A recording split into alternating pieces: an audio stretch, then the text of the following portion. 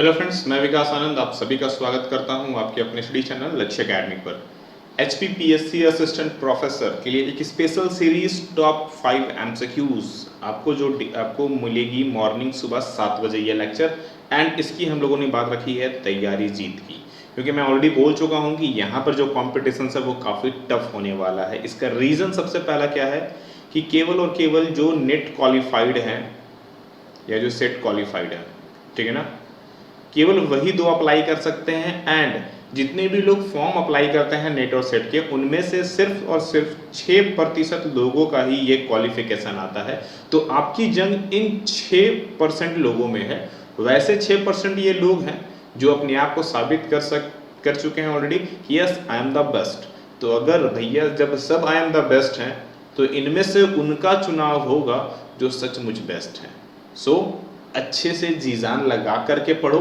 और वो तो बिल्कुल मत सोचो कि हाँ एक रात उठेंगे और पढ़ाई करेंगे और सिलेक्शन हो जाएगा। अगर आप ये सोचते हैं, मैं 100% गारंटी देता हूं कि आपका सिलेक्शन नहीं होगा, क्योंकि आपके जैसे तुर्रम खा बैठे हुए हैं यहाँ, उन्हीं का सिलेक्शन होगा दोस्त। इतना इजी नहीं होता है, इसीलिए लोग बैठे रहते हैं, रिग्रेट करते रहते हैं। बाद में रिग्रेट करने से अच्छा है कि अभी मेहनत कीजिए, ठीक है।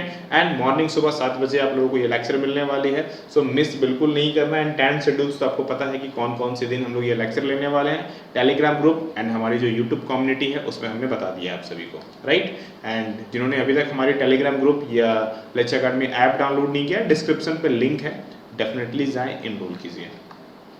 एंड मोस्ट इंपॉर्टेंट, जिन्होंने हमारी HPPSC की असिस्टेंट प्रोफेसर की जो फुल बैच है वो ज्वाइन नहीं की है, तो डेफिनेटली ज्वाइन करो, ठीक है। 50% का डायरेक्टली अभी ऑफ है, 50 नहीं सॉरी 75% का डायरेक्टली ऑफ चल रहा है, डायरेक्टली इनरोल कीजिए। सबसे इंपॉर्टेंट क्या चीज़ें हैं कि इसमें जो क्लासेस हैं वो कम्प्लीटली रिकॉर्डेड बैच हैं। अब रिकॉर्डेड बैच होने का सबसे बड़ा बेनिफिट क्या है कि जो टाइम है उसकी कोई भी बाउंडेशन नहीं है, जब इच्छा है तब देखो। क्योंकि मुझे पता है कि जितने भी लोग नेट क्वालिफाइड हैं या जिस एज में हैं, वहाँ पर उनके पास फुर्सत नहीं होता, कहीं ना कहीं वो जॉब में लगे हुए हैं। सो इसलिए टाइम फ्री रखी गई है। एंड मोस्ट इंपॉर्टेंट, इसमें लाइव में doubt solution and revision classes अलग से की जाएंगी, जो ये भी आपको बाद में एज अ रिकॉर्डेड, ठीक है, आपको देखने को मिल जाएगी, ताकि आप इसको मिस भी बिल्कुल ना करें। टाइम रिस्ट्रिक्शंस नहीं है, देखने की कोई लिमिट नहीं है भाई, जब तक इच्छा है तब तक देखो, ठीक है ना। And video classes, PDF notes और MCQ टोस्ट, ये तीनों मिलने वाले हैं। एंड मोस्ट इंपॉर्टेंट, जैसा प्रीवियस पार्ट अभी हमारा हो चुका है, प्रीवियस जितने भी आपके एग्जाम्स हम लोगों ने कंडक्ट किए हुए हैं और जैसा रिजल्ट हुआ है, उसको देखते हुए डेफिनेटली अगर अच्छे से स्टडी करते हो, मेरी गारंटी है कि काम बन जाएगा, लेकिन पढ़ना पड़ेगा, ठीक है। चलिए शुरू करते हैं क्लास। एंड पहला क्वेश्चन ये रहा आप लोगों के सामने, the companies having a business in a large number of countries. एक कंपनी है जिसकी बिजनेस जो है बहुत सारे कंट्रीज में फैली हुई है, अराउंड द वर्ल्ड, पूरे वर्ल्ड में बहुत सारे कंट्रीज में फैली हुई है। तो वैसे कंपनी को क्या नाम दिया गया है, उसे हम बोलते हैं, देखो यहाँ पर देखने में लगता है कि सभी के सभी वैसे ही हैं, but right answer is global corporation. देखने में लगता है सबके सब वही चीजें हैं, बट नहीं, अंतर होता है मेरे दोस्त, सो याद रखेंगे। अगला, आफ्टर यूएस डॉलर के बाद, ठीक है, which of the following currencies has largest weightage in determining value SDR में यूएस डॉलर के बाद सबसे ज्यादा वेटेज कौन रखता है। यहाँ पर जितनी भी चीजें आपको दिख रही हैं सब एक सीक्वेंस में है, जी हाँ, यहाँ पर सब एक सीक्वेंस में है। And right answer is euro. कौन कितना वेटेज रखता है ये अच्छे से देख लो, ताकि आपको सीक्वेंस भी याद हो जाए। फर्स्ट नंबर में तो यूएस डॉलर आ गया हमारा, जो कि 41.73% का वेटेज रखता है। यूरो सेकंड नंबर पे आता है 30.93% का। आपको वेटेज परसेंटेज भी याद रखनी है, परसेंटेज पूछे जाते हैं एमसीक्यूज में। एंड डेफिनेटली HPPSC जैसे कोर्सेज में, एग्जाम्स में तो डेफिनेटली पूछा जा सकता है, क्योंकि एक नेक्स्ट लेवल पर इनका क्वेश्चन होता है, याद रखना, नेक्स्ट लेवल पे क्वेश्चन होता है, तो पढ़ना तो पड़ेगा ना, तब जाके काम बनेगा। अगर चाइनीज यून की बात किया जाए, ठीक है ना, चाइनीज येन की बात किया जाए, 10.92% का वेटेज ये रखते हैं, ये तीसरे नंबर पर आता है हमारा। जापानीज येन की बात किया जाए, ये 4 नंबर पे आता है 8.33% के साथ में। एंड ब्रिटिश पाउंड की बात करूं तो ये 5वें नंबर पे आता है 8.09%। ये टॉप 5 आपको याद रखने हैं, टॉप 5 पूरा का पूरा, विथ डिटेल विथ परसेंटेज, याद रखना कि एमसीक्यूज बड़ी इंपॉर्टेंट है भाई। चलो अगला, इनमें से कौन सा स्टेटमेंट गलत है हमें ये बताना है, फॉल्स स्टेटमेंट चूज करना है आपको। चलिए पहला स्टेटमेंट देखते हैं। Most attractive market segment is one which entry barrier are low. Most attractive market है जिसमें एंट्री बैरियर और लो है, ये यही गलती है। आगे देखते हैं खैर। And exit barrier are high.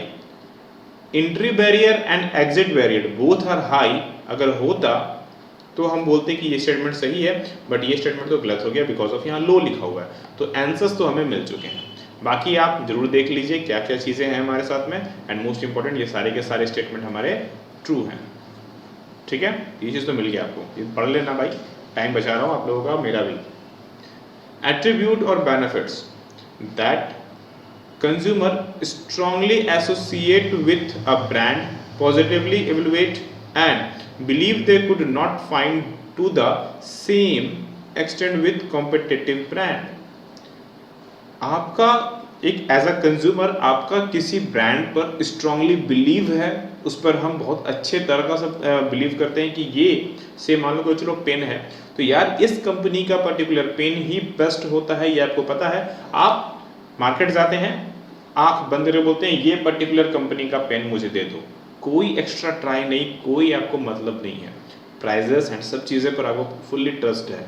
अगर कोई इस तरह से बात आ रही है तो उसे हम लोग क्या बोलेंगे, ऐसी ब्रांड को, ऐसी जो ब्रांड इमेज है, ठीक है, उसे हम लोग क्या बोलेंगे? इसे बोला जाता है point of difference. Point of difference इसे बोला जाता है। So option number D is a right answer. ठीक है, ऐसी चीजें अगर आपके साथ पे भी है किसी ब्रांड को लेकर के तो डेफिनेटली इस चीज को याद रखेंगे, राइट। अगला, codetermination is used. What is codetermination? Codetermination basically एक तरह से बोल सकते हैं जो हमारा एमबीओ पार्ट है, ये उसी का लिया हुआ है, मैनेजमेंट बाय ऑब्जेक्टिव, ठीक है ना, एंड एमबीई, ठीक है ना। इन दोनों का मिला जुला स्वरूप है जिसमें ये चीज कहा गया है कि अगर आप कोई एक्शंस लेते हैं या फिर कोई आप डिसीजन लेते हैं, अपने आप के लिए कोई ऑब्जेक्टिव सेट करते हैं, तो आप अपने जितने भी वर्कर्स हैं एटलीस्ट उनसे एक बार राय मशवरा कर लो।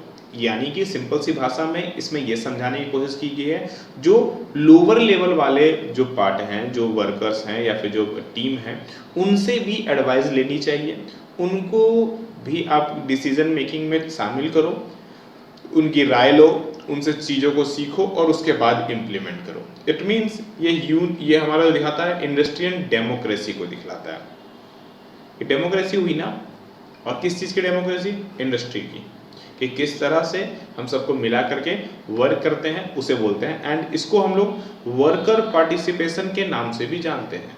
इसे क्या बोलते हैं? वर्कर पार्टिसिपेशन, जिसमें राइट होता है स्टाफ को vote for the representative on the board of director of the company.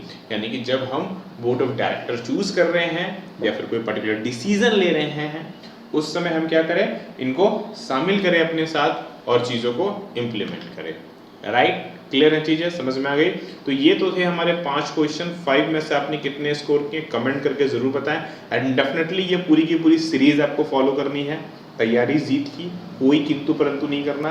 And अभी तक अगर स्टडी स्टार्ट नहीं की है प्रॉपर तरीके से, डिस्क्रिप्शन पे ऐप का लिंक है, जाओ स्टडी स्टार्ट करो, क्योंकि राइट नाउ पहले पढ़ोगे तभी बढ़ोगे, यह बात याद रखेंगे। ठीक है, चलिए फिर मिलते हैं अगले क्लास में। प्रॉपर स्टडी कीजिए। आप सभी लोगों को राधे राधे।